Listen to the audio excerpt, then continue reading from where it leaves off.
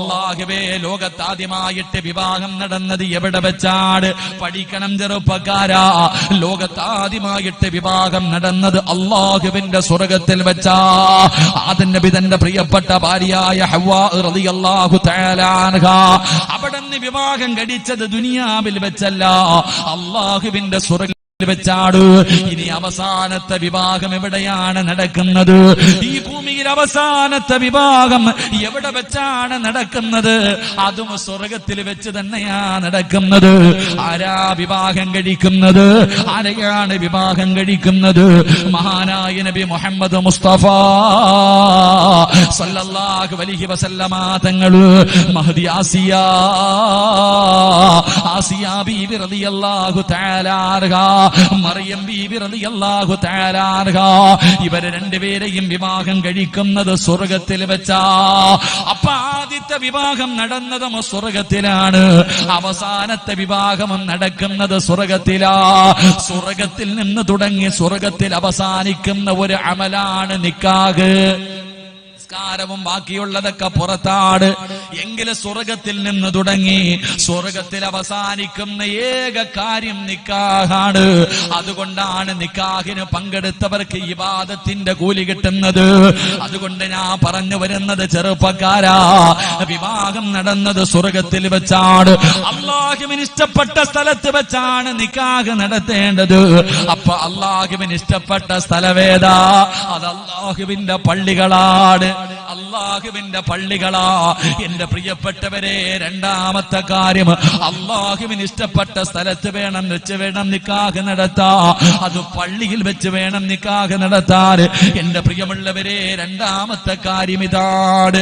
ലോകത്ത് ആദ്യമായിട്ട് വിവാഹം നടന്നത് സ്വർഗത്തിൽ വെച്ച്. ആദം നബി ഹവ്വാ ബീവിയെ കിട്ടി. ഇനി അവസാനത്തെ വിവാഹം നബി സല്ലല്ലാഹു അലൈഹി വസല്ലം തങ്ങൾ ആസിയ ബീവിയെയും മറിയം ബീവിയെ കഴിക്കും സ്വർഗത്തിൽ വെച്ച്. അപ്പൊ രണ്ട് നിക്കാഹ് നടക്കേണ്ടത് എവിടെ വെച്ച്? നിന്റെ വീട്ടിൽ പന്തലൊക്കെ കെട്ടി തങ്ങന്മാരെയും ഉസ്താദന്മാരെയും വിളിച്ച് വീട്ടിൽ കൊണ്ടിരുത്തിയിട്ടല്ല, അത് അള്ളാന്റെ പള്ളിക്കകത്ത് വെച്ച് നടത്തണം. അള്ളാഹു ഈമാൻ തരുമാറാകട്ടെ, ഉറക്കപ്പറല്ല ഈമാൻ തരുമാറാകട്ടെ. എവിടെ വെച്ച് നടത്തണം? എവിടെ വെച്ച്? പള്ളി വെച്ച്. എടാ, പള്ളി വെച്ച് നിക്കാഹ് നടത്തിയ തലതിരിഞ്ഞവന്മാരൊന്നും വരൂല, നല്ലത് മാത്രമേ വരൂ. അത് പഠിക്കണ്ടേ? വിവാഹം എവിടെ വെച്ച്? അള്ളാന്റെ പള്ളി വെച്ച് നടത്തി നോക്ക്. നിക്കാഹ് പടച്ചവന്റെ പള്ളിക്കകത്ത് പടച്ചവനെ നടത്തി നോക്ക്. അവിടെ വരുന്നവര് നല്ലവരെ വരൂ. ഈ പടക്കം പൊട്ടിക്കുന്നവനും അമുട്ട് പൊട്ടിക്കുന്നവനും അവിടെ വരൂലല്ലോ. അവിടെ അനാചാരവും വിളിയും കൂവലും ബഹളമൊന്നുമില്ലല്ലോ. എന്റെ പ്രിയമുള്ളവരെ, രണ്ട് വിവാഹം നടത്തേണ്ടത് എവിടെ വെച്ചാണ്? അല്ലാഹുവിന്റെ പള്ളിക്കകത്ത് വെച്ചാണ് നിക്കാഹ് നടത്തേണ്ടത്. പക്ഷേ ഇന്നത്തെ നിക്കാഹിന്റെ വേദികളെ കുറിച്ച് പറഞ്ഞാൽ നാവിന് തന്നെ നാണക്കേടാണ്. ഇന്നത്തെ വിവാഹത്തെ കുറിച്ച് ഈ സമുദായം കാണിക്കുന്ന പേക്കൂത്തുകളെ കുറിച്ച് പറയാ കഴിയില്ലല്ലോ. അല്ലാഹുവേ, എന്തെല്ലാം അനാചാരങ്ങളാണ്, എന്തെല്ലാം പേക്കൂത്തുകളാണ്. ഒരെണ്ണത്തിനും വിവരമില്ലാത്ത രീതിയിൽ അല്ലാഹുവേ, ഈ മുസ്ലിം സമുദായമല്ലാതെ വേറെ ഏതെങ്കിലും ഒരു വിഭാഗം ഇതുപോലെ കാണിക്കുമോ? അല്ലാഹുവേ, ബൈക്ക് റാലി നടത്തുന്നവര്, ആനയുടെ മുകളിൽ കയറുന്നവര്, JCBക്കകത്ത് കയറുന്നവര്, റോഡിലൂടെ ജനങ്ങളെ ബുദ്ധിമുട്ടിച്ചുകൊണ്ട് അല്ലാഹുവേ പ്രകടനം നടത്തുന്നവര്, ചെണ്ടമേളവും നടത്തി. ആണും പെണ്ണും കണക്കാണല്ലോ, അതിനകത്തുമുണ്ടാകുമല്ലോ ചില പെണ്ണുങ്ങള്. അല്ലാഹുവേ, എന്തൊക്കെയാ സഹിക്കാൻ കഴിയൂല. മുസ്ലിം പെണ്ണുങ്ങള് കാണിക്കുന്ന ഈ രംഗം കണ്ടാൽ ഒരിക്കലും സഹിക്കാൻ കഴിയാത്ത രംഗമാ. എങ്കിലും എന്റെ പ്രിയപ്പെട്ട ചെറുപ്പക്കാരാ, മോനെ, നിന്നോട് സ്നേഹം കൊണ്ട് പറയുകയാ, ഇതിനകത്തിരിക്കുന്ന ചെറുപ്പക്കാരോട്, എടാ, പടക്കം പൊട്ടിക്കേണ്ടവനും ആഘോഷിക്കേണ്ടവനും വിവാഹത്തിന്റെ അന്നത്തോടെ പോകുമടാ. പിന്നെ ഒരു ജീവിതമുണ്ടടാ. മരിക്കുന്ന കാലം വരെ നിങ്ങൾ രണ്ടുപേരും മാത്രമേ ഉള്ളൂ. ആ ജീവിതത്തിൽ നിനക്കൊരുപാട് കരയേണ്ടി വരും. എന്റെ പ്രിയപ്പെട്ട പെങ്ങള്, നിന്റെ ദീൻ പഠിപ്പിക്കുന്നത് എന്തെന്നറിയോ? റോഡിൽ കിടക്കുന്ന ഒരു കല്ല് മാറ്റിയിട്ടാ സ്വർഗമുണ്ട്. റോഡിൽ കിടക്കുന്ന ഒരു കല്ല്, ആ കല്ലെടുത്ത് മാറ്റിക്കളഞ്ഞ സ്വർഗമുണ്ട്. പക്ഷേ നിന്റെ വിവാഹത്തിന്റെ അന്ന് നടക്കുന്നതെന്താണ്? വിവാഹത്തിന്റെ തലേ ദിവസം നടക്കുന്നതെന്താണ്? എവിടെയാ നമസ്കാരമുള്ളത്? പടച്ചവരെ, പാതിരാത്രി 12 മണി വരെ ആഘോഷമാണല്ലോ. നാട്ടുകാരെ മുഴുവനും ബുദ്ധിമുട്ടിച്ചുകൊണ്ട് പാതിരാത്രി 12 മണി വരെ കിടന്ന ആഘോഷമാണ്. അത് കിടന്നുറങ്ങുകയാണ്. എന്റെ ചെറുപ്പക്കാരോട് പറയുകയാ, ഒരു ദിവസം നീ വിവാഹം കഴിക്കരുത്. ഒരു ദിവസം നിന്റെ മകളെ കെട്ടിച്ചു കൊടുക്കരുത്, ഒരു ദിവസം നീ നിക്കാഹ് നടത്തരുത്. ഏത് ദിവസമെന്നറിയോ? ഏത് ദിവസമെന്നറിയോ? സുബഹി നമസ്കരിക്കാത്ത ദിവസം. ചെറുപ്പക്കാരാ, പെണ്ണ് കെട്ടല്ലേടാ. സുബഹി നമസ്കരിക്കാത്ത വാപ്പാ, നിന്റെ മകളെ കൈപിടിച്ച് കൊടുക്കല്ലേ, നേരെയാകൂല. ഞാൻ പറഞ്ഞതല്ല, മുത്തുനബിയാണ് പറഞ്ഞത്. അതുകൊണ്ട് കല്യാണ പയ്യനോടും പെണ്ണിനോടും എനിക്ക് പറയാറുള്ളത്, വിവാഹത്തിന്റെ തലേ ദിവസം വരുന്നവര് നിന്റെ കൂട്ടുകാരല്ല.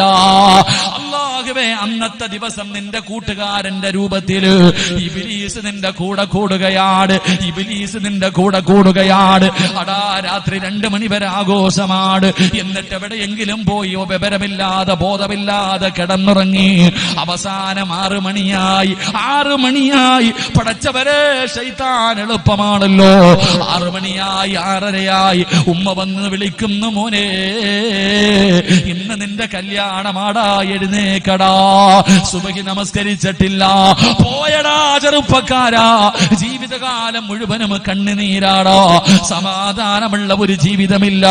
സുബഹി നമസ്കരിക്കാത്ത ദിവസം എന്ത് ചെയ്താൽ അതിൽ പറകില്ല എന്ന് നബി മുഹമ്മദ് മുസ്തഫ സല്ലല്ലാഹു അലൈഹി വസല്ലമ തങ്ങൾ പറയുമ്പോൾ, എന്റെ പ്രിയപ്പെട്ട ചെറുപ്പക്കാരാ, കൊതി വേണമടാ. കെട്ടുന്ന പെണ്ണെങ്ങനെ ഇരിക്കണമെന്നറിയോ? കെട്ടുന്ന പെണ്ണെങ്ങനെ ഇരിക്കണമെന്നറിയോ? മോനെ, ഇതുപോലെ ഒരു പെണ്ണിനെ കെട്ടണമെങ്കിൽ തലകുത്തി നിൽക്കണം ചെറുപ്പക്കാരാ. അതിന് വല്ല പുണ്യവും ചെയ്യണം ചെറുപ്പക്കാരാ. മഹാനായ നബി മുഹമ്മദ് മുസ്തഫ ഈ നാട്ടിലെ പെമ്മക്കളോട് എനിക്ക് പറയാറുള്ളത്, നിനക്ക് സമാധാനവും സന്തോഷമുള്ള ഒരു ജീവിതം വേണോ? നിനക്ക് ഞാൻ പറഞ്ഞു തരാ. അതുപോലെ ആകടി പൊന്നുമോള്. മഹാനായ നബി മുഹമ്മദ് സല്ലല്ലാഹു അലൈഹി വസല്ലമ തങ്ങളുടെ പൊന്നുമോള് ഫാത്തിമ ബീവി റളിയല്ലാഹു തആല അൻഹ കല്യാണം കഴിഞ്ഞു. അലിയാര് തങ്ങളുടെ നരമ്പുകളും പ്രവർത്തിക്കുന്ന. എന്നാ പ്രസവം കഴിഞ്ഞ് 40 ദിവസം പിന്നെ ആഘോഷമാണല്ലോ അല്ലേ? ഒരു പെണ്ണ് പ്രസവിച്ചു കഴിഞ്ഞാൽ വേദനയൊക്കെ തന്നെ, പക്ഷെ 40 ദിവസം നല്ല തീറ്റി, ശരീരം ഒന്നും അനങ്ങാതെ ഇങ്ങനെ സുഖം. അതുപോലെ തന്നെയാണ് പിന്നെ ശരീരത്തിലെ നരമ്പുകളൊക്കെ വർക്ക് ചെയ്യണ രണ്ടാമത്തെ പ്രസംഗിക്കുന്ന സമയം ഒരാളുടെ ശരീരത്തിലെ എല്ലാ നാഡീ നരമ്പുകളേ ഫാത്തിമ, എന്നെ ഇഷ്ടമായില്ലേ ഫാത്തിമ? അലിയാര് തങ്ങളെ പറഞ്ഞില്ല, ഞാൻ അതിനല്ല കരയുന്നത്. അലിയെ, നിങ്ങളെ ഇഷ്ടപ്പെടാത്ത ഏതെങ്കിലും ഒരു പെണ്ണീ മക്കത്തുണ്ടോ? അല്ലാഹുവേ, ഓർമ്മ വന്നത് ഈ മണിയറക്കകത്തെ ഇരുട്ട് കണ്ടപ്പോ എനിക്ക് 6 അടി മണ്ണ് ഓർമ്മ വന്നു. അല്ലാഹുവേ, അത് ഓർത്തിട്ട് കരഞ്ഞു പോയതാണ്. മണിയറക്കകത്തേക്ക് ഒരുപാട് സ്വപ്നങ്ങളും പ്രതീക്ഷകളുമായി മണിയറക്കകത്ത് ഏത് പുതിയ പടയാ ചോദിക്കുന്നത്? വിവാഹം കഴിഞ്ഞ് എല്ലാം കഴിഞ്ഞു മണിയറക്കകത്ത് കയറുമ്പോ, പെണ്ണെ ഇന്ന് സുബഹി നമസ്കരിച്ചിട്ടുണ്ടോ? ഇന്ന് ളുഹർ നമസ്കരിച്ചിട്ടുണ്ടോ? ഇന്ന് അസറും മഗ്രിബും ഇശായും നമസ്കരിച്ചിട്ടുണ്ടോ? ഏത് ഭർത്താവാ ചോദിക്കുക? ഏത് പെണ്ണാ ചോദിക്കുക? കെട്ടിയവനോട് ചോദിക്കണം, ഇന്ന് നീ സുബഹി നമസ്കരിച്ചിട്ടുണ്ടോടാ? അവളാണ് ഈമാനുള്ള പെണ്ണ്. ചിരിക്കുന്ന മുഖത്തോടെ ഭർത്താവ് വീടിന്റെ അകത്ത് മണിയറക്കകത്ത് വന്നപ്പോ അവിടെ നിന്ന് പറഞ്ഞു കൊടുത്തു, അലിയേ, ഇവിടെയല്ല മണിയറ ഒരുക്കേണ്ടത്, ഇവിടെയല്ല മണിയറ ഒരുക്കേണ്ടത്. എവിടെയാണ് ഒരുക്കേണ്ടതെന്നറിയോ? അൽ ഖബറു അവ്വലു മൻസിലിൻ മിൻ മനാസിലിൽ ആഖിറ.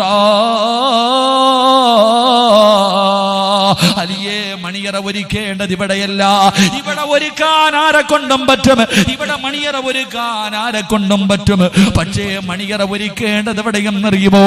3 കഷ്ടം വെള്ള തുണിയിൽ പൊതിഞ്ഞിട്ട് 6 അടി മണ്ണിന്റെ അകത്ത് ഇറക്കി വെച്ച് പിടിമണ്ണ് വാരിയെറിഞ്ഞ് എല്ലാവരും പിരിഞ്ഞു പോകുന്ന 1ാമത്തെ രാത്രി ഉണ്ടല്ലോ, ആ ഖബറിന്റെ അകത്തല്ലേ മണിയറ ഒരുക്കേണ്ടത്. അവിടെയാണ് സ്വർഗത്തിന്റെ കവാടം തുറക്കേണ്ടത്, അവിടെയാണ് സ്വർഗത്തിലെ വിരിപ്പ് വിരിക്കേണ്ടത്, അവിടെയാണ് സ്വർഗത്തിന്റെ പരിമളമടിച്ചു വീശേണ്ടത്, അവിടെയാണ് ചെയ്ത അമലുകൾ കൂട്ടായി വരേണ്ടത്. അതുകൊണ്ട് അലിയേ, ഇന്ന് രാത്രി നമുക്ക് ഇബാദത്ത് ചെയ്യാം. നമുക്ക് രണ്ടുപേർക്കും കൂടെ മണ്ണറ മണിയറയാക്കാ, നമുക്ക് രണ്ടുപേർക്ക് കൂടെ ഇബാദത്ത് ചെയ്യാ. പെങ്ങളെ, അതാ ഭർത്താവിനെ കൊണ്ട് നിസ്കരിപ്പിച്ച ഭാര്യ, ഭർത്താവിനെ കൊണ്ട് ഭാര്യയും ഭർത്താവും മണിയറയുടെ ഒന്നാമത്തെ ആദിരാത്രി മണിയറയ്ക്കകത്ത് ഒന്നുപെടുത്ത നിസ്കരിച്ചിട്ട് കരയുകയാണ്. എന്തിനു വേണ്ടി? ഖബറ് മറിയയാക്കാ, ആ മണ്ണറ മണിയറയാക്കാ. പെങ്ങളെ, ഇവരിങ്ങനെയാ ജീവിച്ചത്. അവസാനം മരണസമയം അടുത്ത് വന്നപ്പോ അലിയാര് തങ്ങളുടെ മടിയിൽ കിടന്നിട്ട് ഈ ഭാര്യ ചോദിക്കുന്നു, അലിയേ, ഞാൻ പോവുകയാണ് അലിയേ, എനിക്ക് പൊരുത്തം തരണേ, എനിക്ക് പൊരുത്തം തരണേ. അലിയാര് തങ്ങള് കരയാൻ തുടങ്ങി.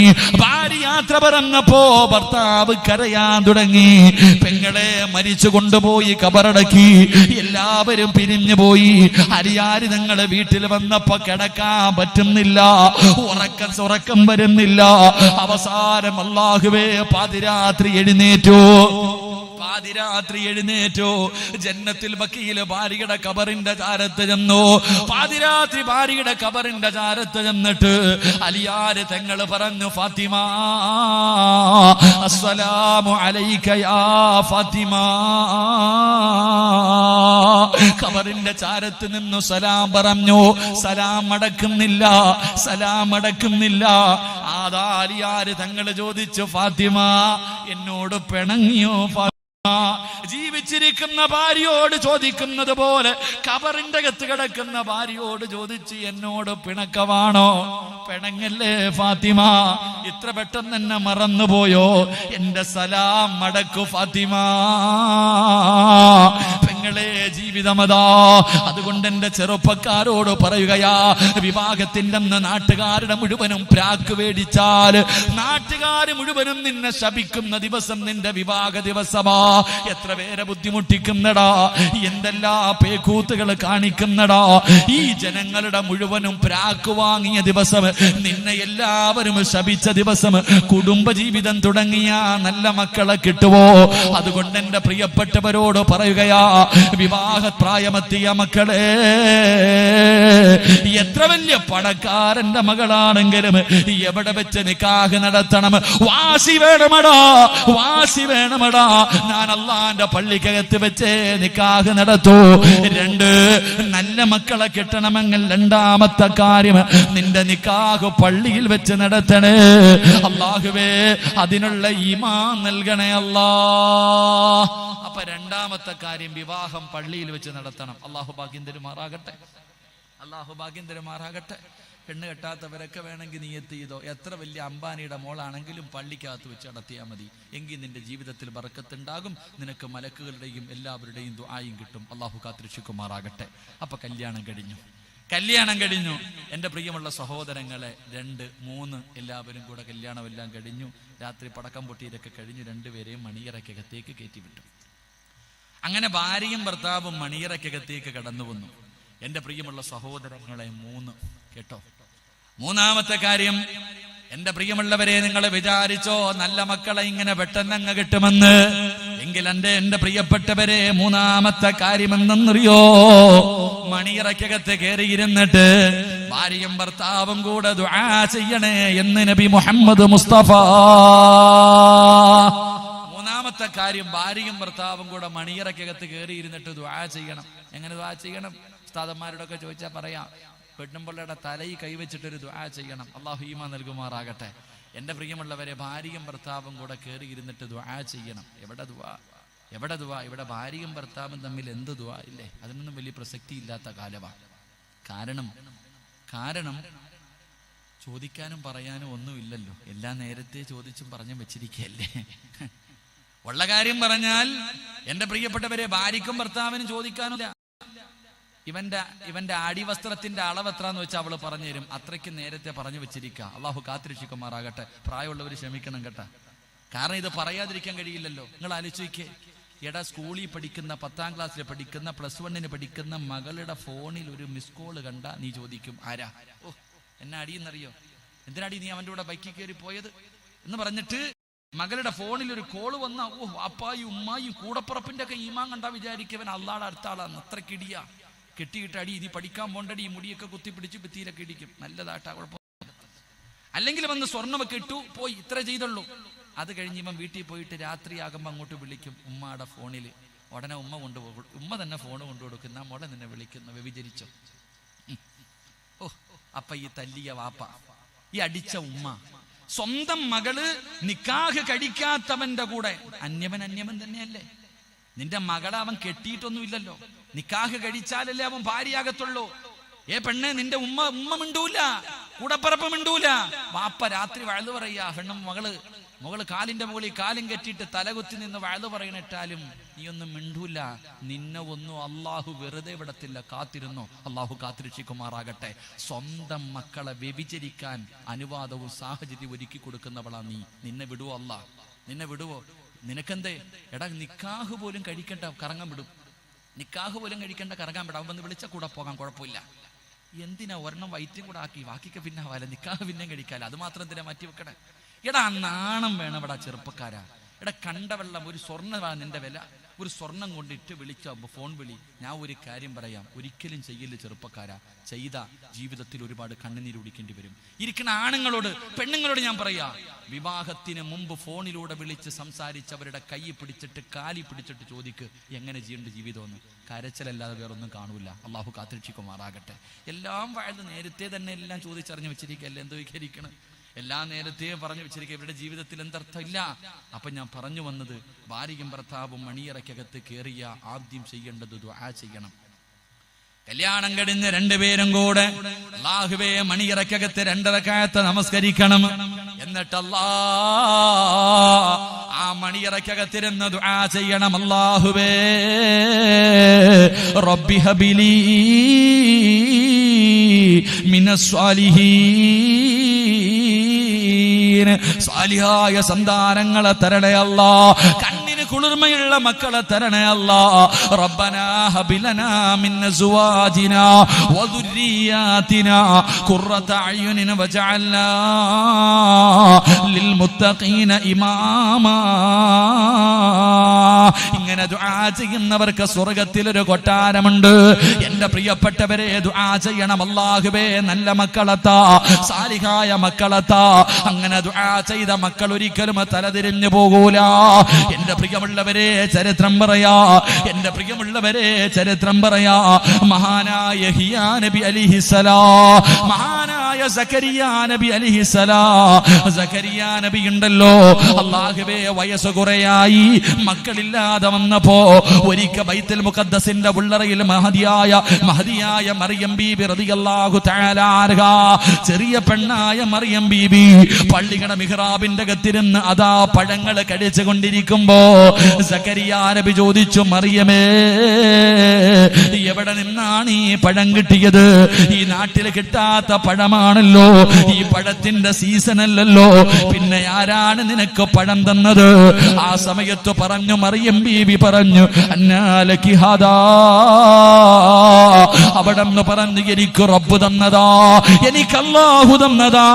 സക്കരിയാ നബി അവിടെ നിന്നുകൊണ്ട് ദുആ ചെയ്തു, അല്ലാഹുവേ എനിക്ക് സ്വാലിഹായ മക്കളെ തരണേ അല്ലാ. അവിടെന്ന് ദുആ ചെയ്തു, അവിടെന്ന് ദുആ ചെയ്തു. അല്ലാഹു ഒരു പൊന്നുമോനെ കൊടുത്തു, അല്ലാഹു ഒരു പൊന്നുമോനെ കൊടുത്തു. ആ മകന് പേരിട്ടത് അല്ലാഹുവാ. ആ മകന് പേരിട്ടത് അല്ലാഹുവാ, യഹ്യാ നബി അലൈഹിസ്സലാം. അല്ലാഹുവേ, ചരിത്രമെടുത്ത് നോക്ക്. യഹ്യാ നബി അലൈഹിസ്സലാമിനെ കാണുന്നില്ല. 11 വയസ്സുള്ള പൊന്നുമോനെ കാണുന്നില്ല.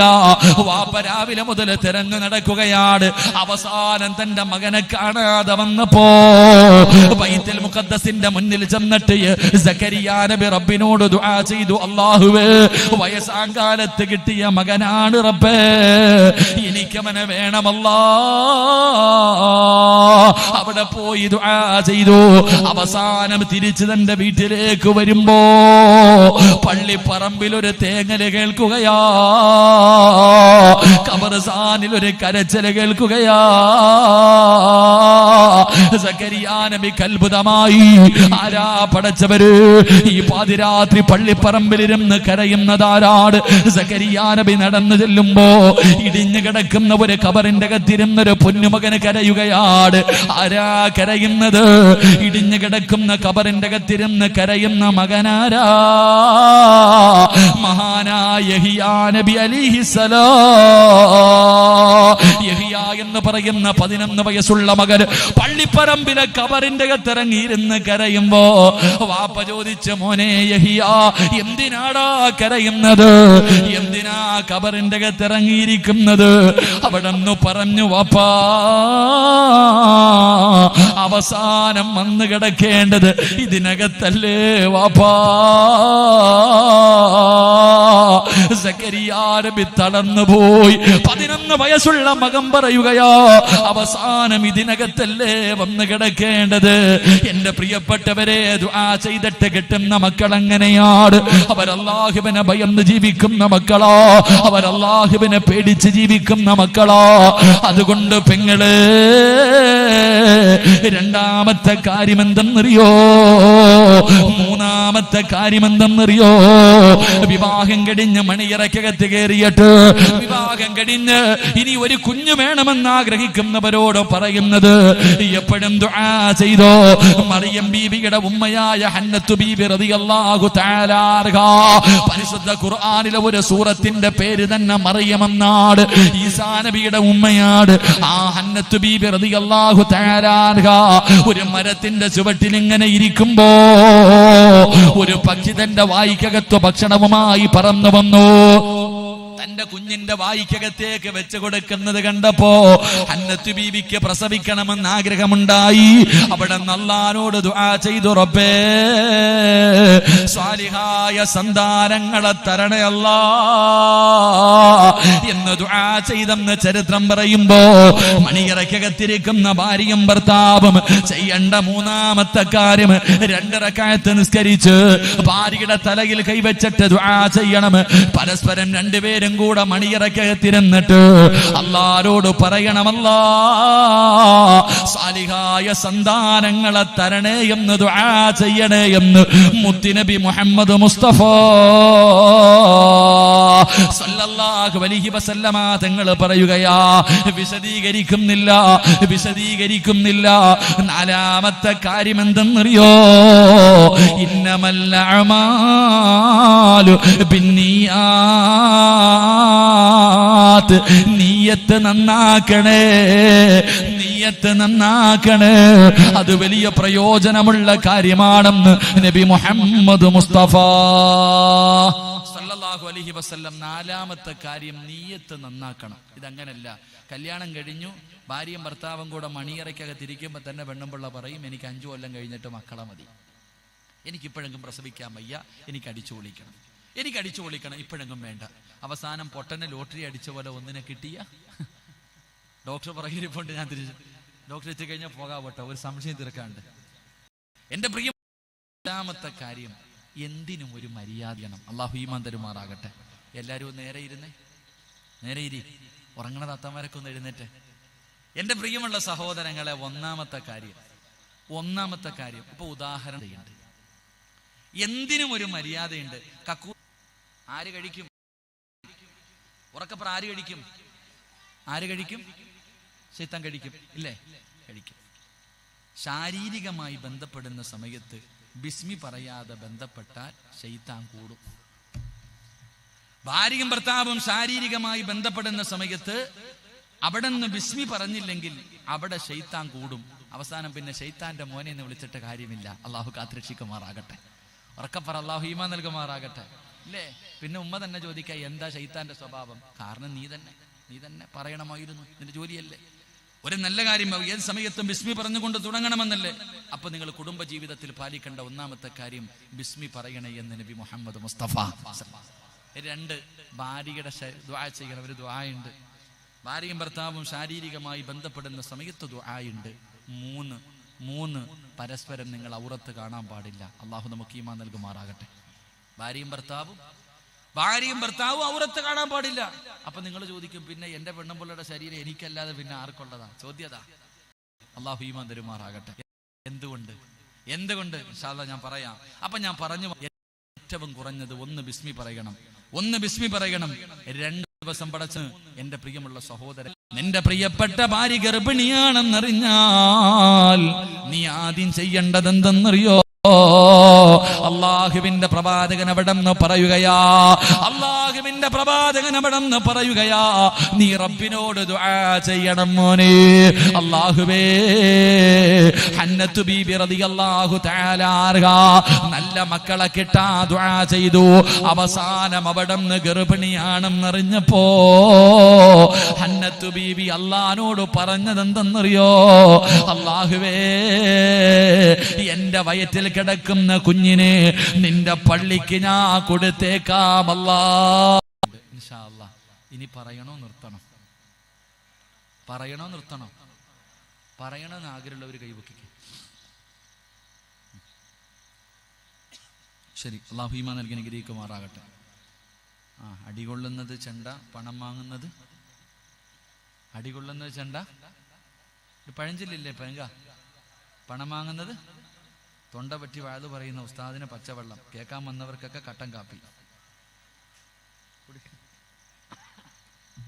ശരി, അള്ളാഹു ഹൗദുൽ കൗസർ നൽകി അനുഗ്രഹിക്കുമാറാകട്ടെ. അള്ളാഹു ഹൗദുൽ കൗസറിലെ വെള്ളം കുടിക്കാൻ ഭാഗ്യം നൽകുമാറാകട്ടെ. എൻ്റെ പ്രിയമുള്ള സഹോദരങ്ങളെ, ശരി, ഇത്തിരി കൂടെ കേട്ട് പ്രസവം വരെ പറയാം ഇൻഷാ അല്ലാഹ്.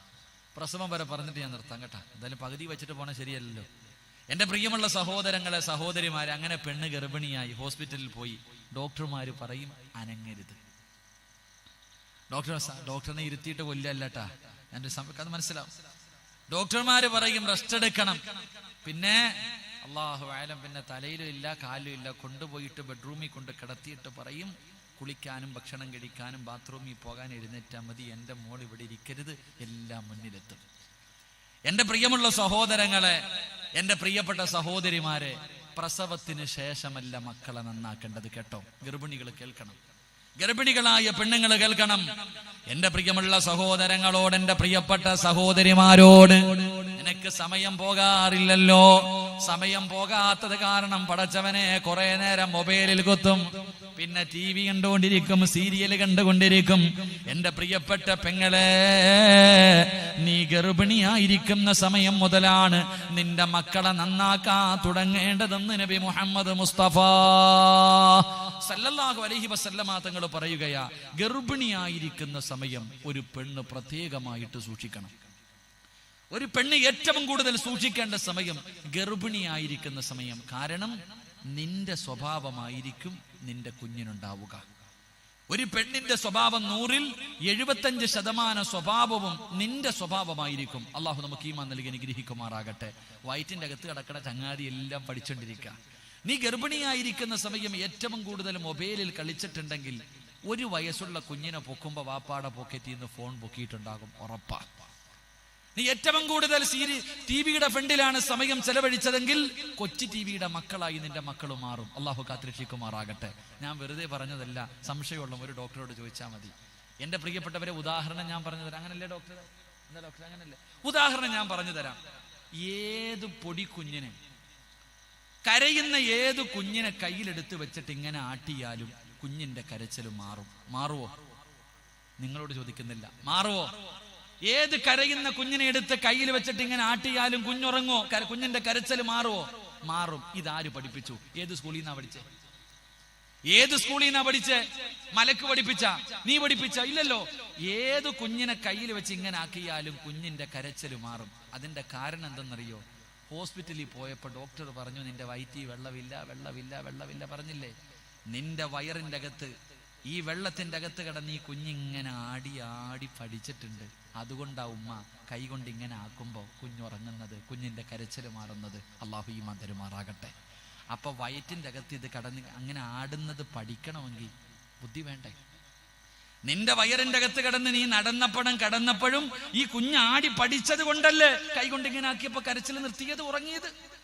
അത് മനസ്സിലാക്കാൻ കുഞ്ഞിന് പറ്റുമെങ്കിൽ നീ ബാക്കി ചെയ്യണ കാര്യമൊന്നും മനസ്സിലാക്കാൻ പറ്റൂലല്ലോ. അള്ളാഹു ഈമാൻ തരുമാറാകട്ടെ. അതുകൊണ്ട് ഞാൻ പറയുകയാ, ഗർഭിണിയായിരിക്കുന്ന സമയം, അതുകൊണ്ടാ പണ്ടുള്ള ഉമ്മമാര് പറഞ്ഞത് നല്ലത് മാത്രമേ ചെയ്യാൻ പാടുള്ളൂ. നല്ലത് മാത്രമേ ചെയ്യാൻ പാടുള്ളൂ. ഖുർആനോത്, നല്ല കാര്യങ്ങൾ ചെയ്യും. കാരണം എന്ത്? നിന്റെ വയറ്റിന്റെ അകത്ത് കിടക്കുന്ന കുഞ്ഞിതൊക്കെ കാണുന്നുണ്ട്. നിന്റെ സ്വഭാവം നിന്റെ മക്കൾക്ക് ഉണ്ടാകാൻ സാധ്യതയുണ്ട്. അതുകൊണ്ട് നീ സൂക്ഷിക്കണേ എന്ന് പഴയ പ്രായമുള്ളവർ പറഞ്ഞത് വെറുതെയല്ല. അതുകൊണ്ട് എന്റെ പ്രിയമുള്ളവരോട് പറയുകയാണ്, മഹാനായ ഇമാമുനാ ശാഫി റളിയല്ലാഹു തആല അൻഹു, ശാഫി റളിയല്ലാഹു തആല അൻഹുവിന്റെ ചരിത്രം എടുത്ത് നോക്ക്. പടച്ചവനെ, നമ്മുടെ മക്കളെ LKG-യിൽ വിടുന്ന പ്രായത്തിലാണ് അല്ലാഹുവിന്റെ ഖുർആൻ മുഴുവനും കാണാതെ പഠിച്ചത്. ആ ഖുർആനിന്റെ അർത്ഥവും പഠിച്ചത്. മക്കളെ LKG-യിൽ വീടുന്ന സമയത്താണ് 5 വയസ്സിന്റെ പ്രായത്തില്. എങ്ങനെയാ ഖുർആൻ പഠിച്ചത്? ഉമ്മാടെ വയറ്റിൽ കിടന്ന് ഖുർആൻ കേട്ട് മോള്. ഗർഭിണിയായിരുന്ന സമയത്ത് ഉമ്മ ഒരുപാട് ഖുർആൻ ഓതിയതാണ്. വയറിന്റെ അകത്ത് കിടന്ന് ശാഫി റളിയല്ലാഹു തആല അൻഹു ഉമ്മ ഓതുന്ന ഖുർആൻ കേട്ട് വളർന്ന മകനാ. ആ മകനാണ് അല്ലാഹുവേ ചെറിയ പ്രായത്തിൽ ഹാഫിളായത്, ഖുർആനിന്റെ അർത്ഥങ്ങൾ പഠിച്ചത്, ഒരുപാട് ഹദീസുകൾ പഠിച്ചത്, ഒരു നാടിന്റെ മുഫ്തിയായി മാറിയതെന്ന് ചരിത്രം പറയുമ്പോ എന്റെ പ്രിയപ്പെട്ട പെങ്ങന്മാരോട് പറയുകയാണ്, ഗർഭിണിയായിരിക്കുന്ന സമയം നീ സൂക്ഷിക്കണം പെണ്ണ്. നീ നിന്റെ ഭർത്താവിനോട് സംസാരിക്കുന്ന സമയം പോലെ സൂക്ഷ്മതയോടുകൂടി വേണം സംസാരിക്കാൻ. അതുകൊണ്ട് മക്കളെ നന്നാക്കണമെങ്കിൽ, സാലിഹായ മക്കളെ കിട്ടണമെങ്കിൽ 6ാമത്തെ കാര്യം എന്തെന്നറിയോ? നീ ഗർഭിണിയായിരിക്കുന്ന സമയം നല്ലത് മാത്രമേ ചെയ്യാൻ പാടുള്ളൂ എന്ന് ആദരവായ പ്രവാചകൻ നബി മുഹമ്മദ് മുസ്തഫ സല്ലല്ലാഹു അലൈഹി വസല്ലം. അല്ലാഹു നമുക്ക് ഈമാൻ നൽകി അനുഗ്രഹിക്കുമാറാകട്ടെ. അതുകൊണ്ട് ഗർഭിണിയായിരിക്കുന്ന പെണ്ണിന്റെ അടുക്ക പോയിരുന്നിട്ട് ആവശ്യമില്ലാത്ത ഒന്നും പറയണ്ട. അകത്തൊരുത്തം കിടന്ന് കേട്ടോണ്ട് കൂടെ കിടക്കുന്നുണ്ട്. അല്ലാഹു ഈമാൻ തരുമാറാകട്ടെ. ഈ ഓർമ്മ നിനക്ക് എപ്പോഴും വേണം. അപ്പൊ മക്കളെ നന്നാക്കാൻ തുടങ്ങേണ്ടത് അവിടെ മുതലാ. ഗർഭിണിയായിരിക്കുന്ന സമയം മുതൽ വേണം നീ നല്ലത് ചെയ്യാൻ. അപ്പം മുതൽ നിന്റെ മക്കളെ നന്നാക്കാൻ നീ തുടങ്ങണം. എന്റെ പ്രിയമുള്ളവരെ, ഞാൻ വിശദീകരിക്കുന്നില്ല. 9.5 മാസം കഴിഞ്ഞു നീ പ്രസവിച്ചു. 9.5 മാസം കഴിഞ്ഞു ഒരു കുഞ്ഞിനെ പ്രസവിച്ചു. പ്രസവിച്ചു കഴിഞ്ഞാൽ പിന്നെ ചെയ്യേണ്ടതെന്ത്? ബാങ്ക് കൊടുക്കണം, ഇക്കാമത്ത് കൊടുക്കണം. വലത്തെ ചെവിയിൽ ബാങ്ക് കൊടുക്കണം, ഇടത്തെ ചെവിയിൽ ഇക്കാമത്ത് കൊടുക്കണം. എന്റെ പ്രിയമുള്ളവരെ, സൂറത്തുൽ ഇഖ്ലാസ് ഓതണം, സൂറത്തുൽ ആൽ ഇംറാനിലെ ഒരു ആയത്ത് ഓതണം. അങ്ങനെ ചില കാര്യങ്ങളൊക്കെ ഉണ്ട്. ഇന്നാ അൻസൽനാ ഓതണം. അങ്ങനെ പല കാര്യങ്ങളുമുണ്ട്. എന്റെ പ്രിയപ്പെട്ടവരെ, അതെല്ലാം കഴിഞ്ഞു. കുഞ്ഞിന് മധുരം കൊടുക്കണം, കുഞ്ഞിന് തൊട്ടു കൊടുക്കണം. ആര് തൊട്ടു കൊടുക്കണം?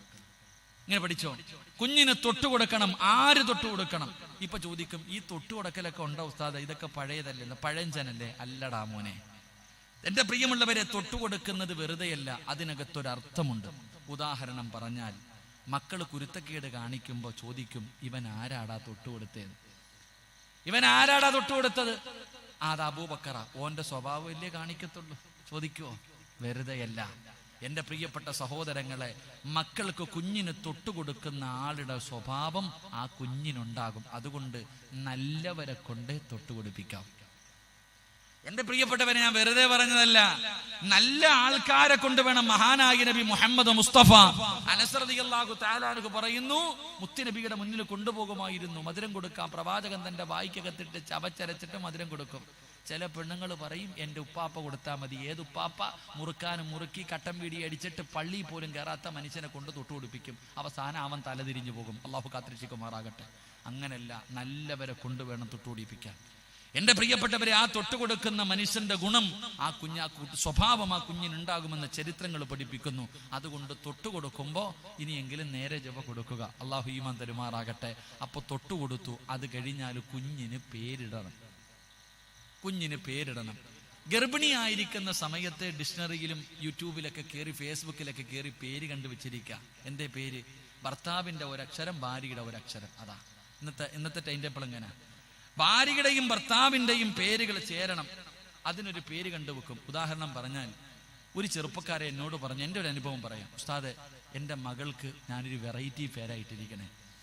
എൻ്റെ മകൾക്ക് ഞാനൊരു വെറൈറ്റി പേരായിട്ട്, ഇതുവരെ അങ്ങനെ ഒരു പേര് കേട്ടിട്ടില്ല ഉസ്താദ്. അപ്പൊ എനിക്കൊരു അത്ഭുതം എന്താണെന്നറിയണം. ഞാൻ ചോദിച്ചു, എന്താ പേരെന്ന്? ഫാത്തിമ നിഫാസ്. നല്ല പേര്. എന്താ പേര്? ഫാത്തിമ നിഫാസ്. ഫാത്തിമ എന്ന് പറഞ്ഞാൽ അള്ളാന്റെ റസൂലിന്റെ മകളുടെ പേര്. നിഫാസ് എന്ന് പറഞ്ഞാൽ എന്താപ്പാ? ഞാൻ പറഞ്ഞു, അടുത്തതിന് ഫാത്തിമ ഹൈലെന്നും കൂടി ഇടാൻ പറഞ്ഞു. അള്ളാഹു ഈമാൻ തരുമാറാകട്ടെ. ഒരു മനുഷ്യൻ തന്റെ മകൾക്കിട്ടിരിക്കുന്ന പേര് പ്രസവ രക്തമെന്ന്. അടുത്തത് ഹൈലെന്നും കൂട്ടാ പോരെ. എന്റെ ചിരിക്കൊന്നും വേണ്ട, നീയൊന്നും ഇട്ടിരിക്കണ പേര് നോക്ക്. നീയൊക്കെ എല്ലാം പേര് തിരഞ്ഞു നോക്ക്. മക്കൾക്ക് പേരിടണം. ഏത് പേരിടണം? എൻ്റെ പ്രിയമുള്ള സഹോദരങ്ങളെ, നല്ല നല്ല പേരുകൾ മക്കൾക്കിടണം.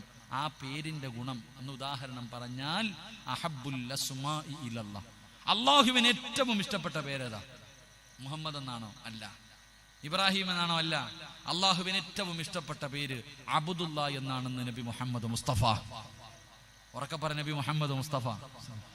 അബ്ദുല്ല എന്ന പേരുള്ള ആരെങ്കിലും ഉണ്ടെങ്കിൽ ഒന്ന് കൈവക്കിക്കേ. 2 പേര്, 4 പേര്. അബ്ദുർ റഹ്മാൻ എന്ന പേരുള്ളവരോ? അബ്ദുറഹ്മാൻ ഒറ്റയാള്, 2 പേര്. അള്ളാഹുവിന് ഏറ്റവും ഇഷ്ടപ്പെട്ട പേര് അബ്ദുല്ല, അബ്ദുർ റഹ്മാൻ ആണെന്ന് നബി മുഹമ്മദ് മുസ്തഫ. ഉറക്കെ പറഞ്ഞ നബി മുഹമ്മദ് മുസ്തഫ. അതുകൊണ്ട് എൻ്റെ പ്രിയമുള്ള സഹോദരങ്ങളോട് സഹോദരിമാരോട് പറയുന്നു, പേരിടുമ്പോ നല്ല പേരിടണം. പേരിടുന്ന സമയത്ത് നല്ല പേരിടണം. കാരണം എൻ്റെ പേര് സിറാജുദ്ദീൻ, ദീനിന്റെ വിളക്ക്. എൻ്റെ വാപ്പ എനിക്കിട്ട പേര്, അള്ളാഹു അദ്ദേഹത്തിന്റെ ഖബറിടം വിശാലമാക്കി കൊടുക്കുമാറാകട്ടെ. എൻ്റെ പേര് സിറാജുദ്ദീൻ, ദീനിന്റെ വിളക്ക്. ഈ 33 കൊല്ലത്തിന്റെ ഇടയിൽ എത്ര ലക്ഷക്കണക്കിന് പേര് ദീനിന്റെ വിളക്കേ, ദീനിന്റെ വിളക്കേ എന്നെ വിളിച്ചിട്ടുണ്ട്. ഏതോ ഒരു മനുഷ്യന്റെ വിളി അല്ല കേട്ട് അതുകൊണ്ടാണ് എന്നെനിക്ക് നിങ്ങളുടെ മുന്നിൽ വന്ന് നിൽക്കാൻ കഴിഞ്ഞത്. അള്ളാഹു ഈമാൻ തരുമാറാകട്ടെ, അള്ളാഹ് ഈമാൻ തരുമാറാകട്ടെ. അതുകൊണ്ട് മക്കൾക്ക് പേരിടുമ്പോൾ നല്ല പേരിടണം. പേര് വേണോ? ഫേസ്ബുക്കിലൊന്നും നോക്കണ്ട, ഖുർആനിലുണ്ടോ എന്ന് നോക്കണം.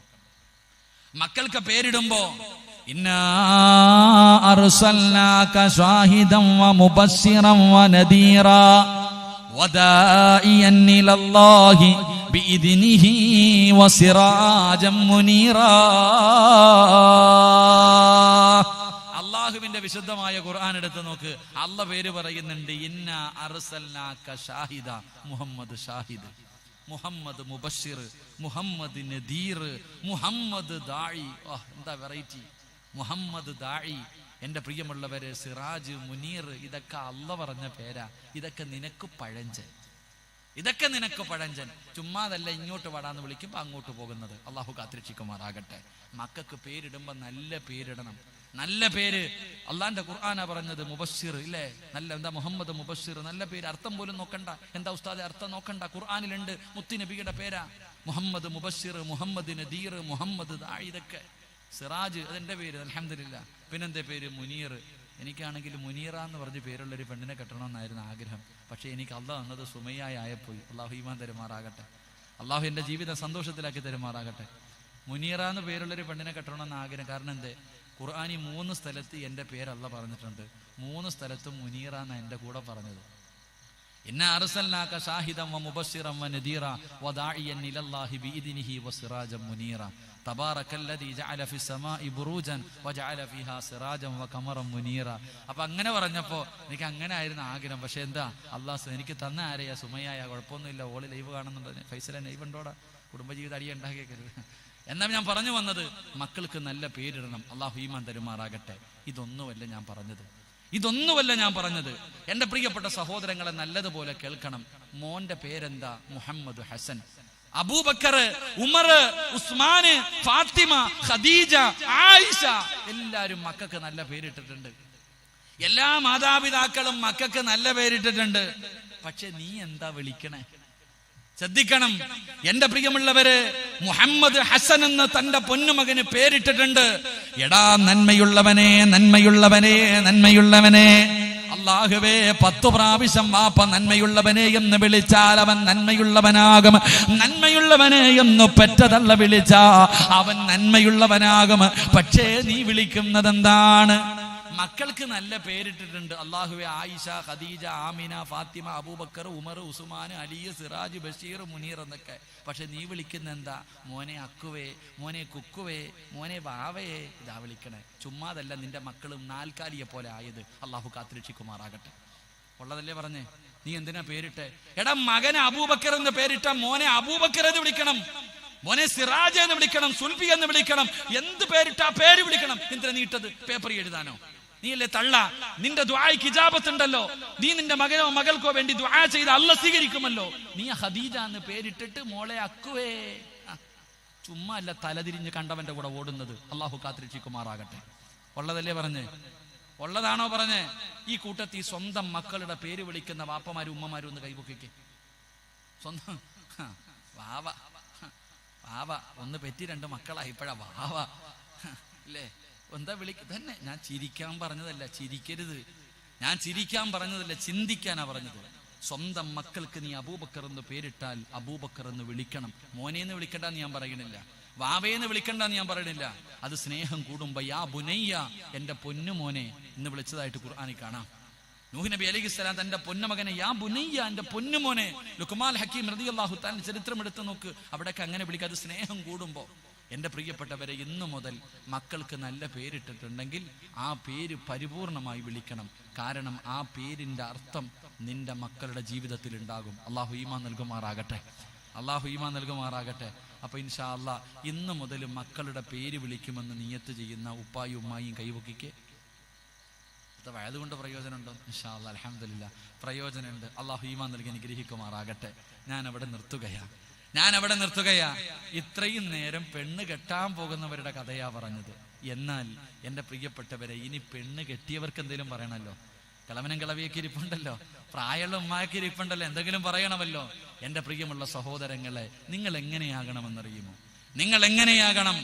എൻ്റെ പ്രിയപ്പെട്ട മാതാപിതാക്കളോട്, സഹോദരങ്ങളോട്, സഹോദരിമാരോട് അള്ളാഹു നിങ്ങൾക്കെല്ലാം നമുക്കെല്ലാം അള്ളാഹു നല്ല ജീവിതം നൽകി അനുഗ്രഹിക്കുമാറാകട്ടെ. അള്ളാഹു നമുക്ക് എല്ലാവർക്കും നല്ല ജീവിതം നൽകി അനുഗ്രഹിക്കുമാറാകട്ടെ. അള്ളാഹു നൽകി അനുഗ്രഹിക്കുമാറാകട്ടെ. അള്ളാഹു നമ്മുടെ ഭാര്യമാരെയൊക്കെ സാലിഹത്താക്കി തരുമാറാകട്ടെ. ആമീൻ പറ മനുഷ്യ. അള്ളാഹു നിങ്ങളുടെയൊക്കെ ഭാര്യമാരെ സാലിഹത്താക്കി തരുമാറാകട്ടെ. അള്ളാഹു നിങ്ങളുടെ ഭർത്താക്കന്മാരെ സാലിഹായ ഭർത്താക്കന്മാരാക്കി തരുമാറാകട്ടെ. ദുനിയാവിലെ ഭാര്യയെ സ്വർഗത്തിലും ഭാര്യയായിട്ട് കിട്ടണമെന്ന് ആഗ്രഹമുള്ള ഭർത്താക്കന്മാരൊക്കെ ഒന്ന് കൈവക്കിക്ക്. സ്റ്റേജിൽ ഇരിക്കുന്നവരൊക്കെ പൊക്കിക്കോ. പെണ്ണുമ്പുള്ള കാണുന്നുണ്ടെങ്കിൽ ഇന്ന് തന്നെ ചോദിക്കുക, എന്തേ പൊക്കാത്തേ? പലരും കൈവക്കാത്ത എന്തെന്നറിയോ? ഉസ്താദെ, ഇവളെ ഇവിടെ തന്നെ സഹിക്കാൻ വയ്യ, ഇനി സ്വർഗത്തിലുണ്ടോന്നാ. ഇവൾ അവിടെ ഉണ്ടെങ്കിൽ ഞാൻ അങ്ങോട്ടും. നിങ്ങളൊന്ന് കൈവക്കിക്ക്. ഇവിടത്തെ ഇക്കായ സ്വർഗത്തിലും വേണമെന്ന് ആഗ്രഹമുള്ള താത്താമാര്.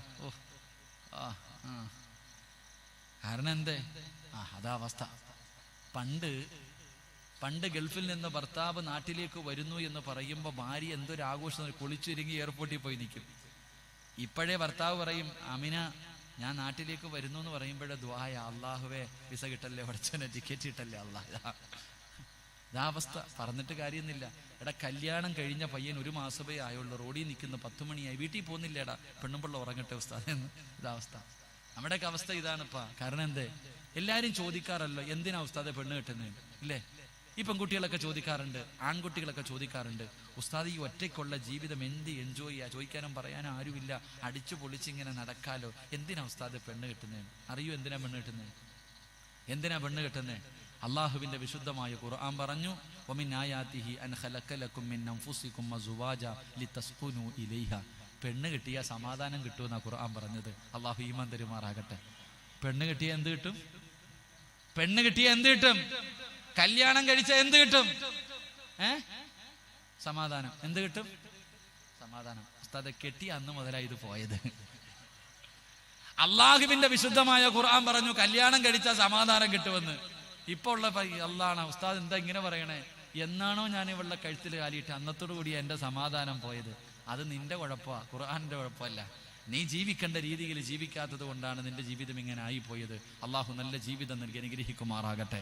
അതുകൊണ്ട് എൻ്റെ പ്രിയപ്പെട്ട സഹോദരങ്ങളോട്, സഹോദരിമാരോട് എനിക്ക് പറയാനുള്ളത്, നിങ്ങൾ രണ്ടുപേരും പരസ്പരം വിട്ടുവീഴ്ചകൾ ചെയ്ത് ഇത്തിരി വാശിയും വൈരാഗ്യമൊക്കെ കളയണം. വാശിയും വൈരാഗ്യമൊക്കെ കളയണം. ചില ആണുങ്ങൾക്ക് ചില ദുസ്വഭാവങ്ങളുണ്ട്, പെണ്ണുങ്ങൾക്കും ചില ദുസ്വഭാവങ്ങളുണ്ട്. അതുപോലെ പാരമ്പര്യമായിട്ട് ചില സ്വഭാവങ്ങളുണ്ട്. അത് മാറ്റാൻ ആരെക്കൊണ്ടും പറ്റൂല. അള്ളാഹു ഈമാൻ തരുമാറാകട്ടെ. ഉദാഹരണം പറഞ്ഞാൽ പെണ്ണ് കെട്ടുന്ന ഏതൊരു ചെറുപ്പക്കാരൻ്റെയും ആഗ്രഹമാണ് തൻ്റെ ഭാര്യയെ വരച്ച വരയിൽ നിർത്തണം. ആഗ്രഹമല്ലേ? ലേപ്പാ, ഏതൊരു ചെറുപ്പക്കാരൻ്റെയും ആഗ്രഹമാണ്, ഞാൻ വരച്ച വരയ്ക്കപ്പുറം എൻ്റെ ഭാര്യ ചാടാൻ പാടില്ല. അത്രയ്ക്കും തൻ്റെ ഭാര്യ ഞാൻ പറയുന്നതിനപ്പുറം ചാടാൻ പാടില്ല. ഇതൊരു ആണിൻ്റെ ആഗ്രഹമാണ്. മോനെ, അത് ആഗ്രഹം മാത്രമാ, ഒരു കാലത്തും നിന്നെ കൊണ്ട് പറ്റൂല. അള്ളാഹു ഈമാൻ തരുമാറാകട്ടെ. അള്ളാഹു ഈമാൻ തരുമാറാകട്ടെ. ഒരാണിനും തൻ്റെ ഭാര്യ വരച്ച വരയും നിർത്താൻ പറ്റൂല. കാരണം എന്തേ? അള്ളാഹു ഇവരെ സൃഷ്ടിച്ചിരിക്കുന്നത് വളഞ്ഞ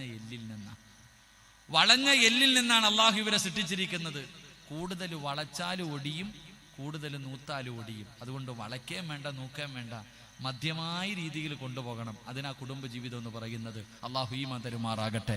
അതുകൊണ്ട് എൻ്റെ പ്രിയമുള്ള സഹോദരങ്ങളോട്, സഹോദരിമാരോട്, പെണ്ണുങ്ങൾക്ക് ചില ഗുണമുണ്ട്. ഒരെണ്ണം പറയട്ടെ. ആണുങ്ങളുടെ കാര്യം പറഞ്ഞു, ഇനി പെണ്ണുങ്ങളുടെ ഒരു കാര്യം. ഭർത്താവിന്റെ വീട്ടുകാരെ അധികം പെണ്ണുങ്ങൾക്ക് ഇഷ്ടമല്ല, എന്നാൽ അവരുടെ വീട്ടുകാരെ എല്ലാവർക്കും ഇഷ്ടമാണ്. ഇല്ലേ? ഉള്ളതാണോ സംഗതി? ഉള്ളതല്ലേ? ഇവിടെ എങ്ങനെ പെണ്ണുമ്പിള്ളയുടെ വീട്ടിൽ തന്നെയാണോ? അത് എങ്ങനെ കല്യാണം കഴിച്ച് ഇങ്ങോട്ടാണ് കൊണ്ടുവരുന്നത്, അങ്ങോട്ടാണ് കൊണ്ടുപോകണം? ഞങ്ങളുടെ നാട്ടിൽ എപ്പോഴും ഞങ്ങൾ പറയാറുണ്ട്, ഞങ്ങളുടെ നാട്ടിൽ കല്യാണം കഴിഞ്ഞിട്ട് കല്യാണ പന്തലിൽ നിന്ന് ഇറങ്ങി പോകുമ്പോൾ പെണ്ണ് കരയും. കാരണം എന്തേ? ഭർത്താവിൻ്റെ വീട്ടിലോട്ട് പോകുന്നത് കാരണം പെണ്ണ് കരയും. ചില സ്ഥലങ്ങളിൽ കല്യാണം കഴിഞ്ഞാൽ ഭർത്താവ് കരയും. കാരണം ഓന അവിടെ നിന്നെല്ലാം കളഞ്ഞ് പെണ്ണുമ്പിള്ളയുടെ വീട്ടിലോട്ട് പോകുന്നത്. അങ്ങനെ ഇവിടെ എങ്ങനെയാണെന്ന് എനിക്കറിയില്ല. എങ്കിലും ശരി, അള്ളാഹു നമുക്ക് നല്ല ജീവിതം നൽകുമാറാകട്ടെ. എൻ്റെ പ്രിയമുള്ള സഹോദരങ്ങളെ, സഹോദരിമാരെ, പരസ്പരം വിട്ടുവീഴ്ചകൾ ചെയ്തിട്ട് ജീവിക്കും. കുടുംബജീവിതത്തിൽ വിട്ട് അതുപോലെ മനോഹരമായ വേറെ ഒന്നുമില്ല. ഏറ്റവും മനോഹരമായ വേറെ ഒന്നും ലോകത്തില്ല. കുടുംബജീവിതം പോലെ സന്തോഷമുള്ള ഏതെങ്കിലും ഒരു കാര്യം നിങ്ങൾ പറ, ഞാൻ അംഗീകരിക്കാം. ഏതെങ്കിലും സന്തോഷമോ സമാധാനം വേറെ ഒന്നുമില്ല. എന്റെ പ്രിയപ്പെട്ടവരെ, ആദം നബി അലിഹിസ്സലാം അള്ളാഹുവിന്റെ സ്വർഗത്തിലൂടെ ഒറ്റയ്ക്ക് നടക്കുകയാണ്. ആദം നബി അള്ളാഹുവിന്റെ സ്വർഗത്തിലൂടെ ഒറ്റയ്ക്ക് നടന്നപ്പോ ആദം നബിയുടെ മുഖത്തൊരു സന്തോഷം കാണുന്നില്ല. സ്വർഗത്തിലാണ് നടക്കുന്നത്. ആദം നബിയുടെ മുഖത്ത് സന്തോഷമില്ലാതെ വന്നപ്പോ അള്ളാഹു ചോദിച്ചു, എന്തേ ആദമേ നിനക്കൊരു സന്തോഷം ഇല്ലാത്തത്? ആദം നബി പറഞ്ഞെന്തെന്നറിയോ? ഒറ്റയ്ക്ക് നടന്നു മടുത്തു പടച്ചവനെ. പറഞ്ഞേ, അള്ളാന്റെ സ്വർഗത്തിലൂടെ ആദം നബി നടക്കുമ്പോ ആദം നബിയോട് അള്ളാഹ് ചോദിച്ചു, എന്തേ നിന്റെ മുഖത്തൊരു സന്തോഷമില്ലാത്തത്? അള്ളാഹുവെ, ഒറ്റയ്ക്ക് നടന്നു മടുത്തു പടച്ചവനെ. ആദം നബിക്ക് അള്ളാഹു ഒരു ഭാര്യയെ കൊടുത്തപ്പോഴാണ് ആദം നബിക്ക് സന്തോഷം കിട്ടിയത് എന്ന് ചരിത്രം പഠിപ്പിക്കുന്നു. അള്ളാഹു ഈമാൻ തരുമാറാകട്ടെ. അതുകൊണ്ട് എന്റെ ഭാര്യമാരോട്, ഭർത്താക്കന്മാരോട് എനിക്ക് പറയാനുള്ളത്, സാദേ വിവാഹം കഴിഞ്ഞല്ലോ, ഇത് ഞങ്ങളോട് പറഞ്ഞിട്ട് കാര്യമില്ലെന്ന് ചിന്തിക്കരുത്. എന്റെ പ്രിയപ്പെട്ട സഹോദരിമാരെ, നിനക്ക് അല്ലാഹു തന്നിരിക്കുന്ന നിന്റെ പ്രിയപ്പെട്ട ഭർത്താവുണ്ടല്ലോ, ആ ഭർത്താവിന്റെ പൊരുത്തമാണ് നിനക്ക് സ്വർഗത്തിലേക്ക് കടക്കാനുള്ള ആകവഴി. നിനക്ക് സ്വർഗത്തിൽ കടക്കണോ? നിന്റെ ഭർത്താവിന്റെ പൊരുത്തമില്ലാതെ നിനക്ക് കടക്കാൻ കഴിയില്ല. എന്റെ പ്രിയപ്പെട്ടവരെ, ഇന്ന് ഭർത്താവിന്റെ അനുവാദമില്ലാതെ പെണ്ണുങ്ങൾ പുറത്തു പോകുന്ന കാലമാണ്. മഹാനായ നബി മുഹമ്മദ് മുസ്തഫ സല്ലല്ലാഹു അലൈഹി വസല്ലമ തങ്ങൾ, അല്ലാഹുവിന്റെ പ്രവാചകന്റെ കാലഘട്ടത്തിൽ ഒരു ചരിത്രം പറയാ. ഒരു ഭർത്താവ് വീട്ടിൽ നിന്ന് പുറത്തേക്ക് പോകുമ്പോ, യാത്ര പോകുന്ന ഭർത്താവ് തന്റെ ഭാര്യയ്ക്ക് ആവശ്യമുള്ള സാധനങ്ങൾ മുഴുവനും വാങ്ങിക്കൊടുത്തു. അവസാനം പടച്ചവനെ യാത്രക്കിറങ്ങുമ്പോ ഭാര്യയോട് പറഞ്ഞു, നീ എന്റെ അനുവാദമില്ലാതെ പുറത്തിറങ്ങരുത്. ഒരു ഭർത്താവ് തന്റെ ഭാര്യയ്ക്ക് വേണ്ട ആവശ്യമുള്ള സാധനങ്ങളെല്ലാം വാങ്ങിക്കൊടുത്തിട്ട് പറഞ്ഞു, ഇനി എന്റെ അനുവാദമില്ലാതെ നീ വീടിന്റെ പുറത്തിറങ്ങരുത്. ഭർത്താവ് യാത്രയ്ക്ക് പോയി. കുറച്ചു ദിവസം കഴിഞ്ഞു, ഈ പെണ്ണിന്റെ വാപ്പ പെട്ടെന്ന് രോഗം വ്യാപി. ഈ പെണ്ണിന്റെ വാപ്പയ്ക്ക് പെട്ടെന്ന് രോഗം പിടിച്ചു. ആ സമയത്ത് ഉപ്പ രോഗിയായി കിടക്കുകയാ. മകൾക്ക്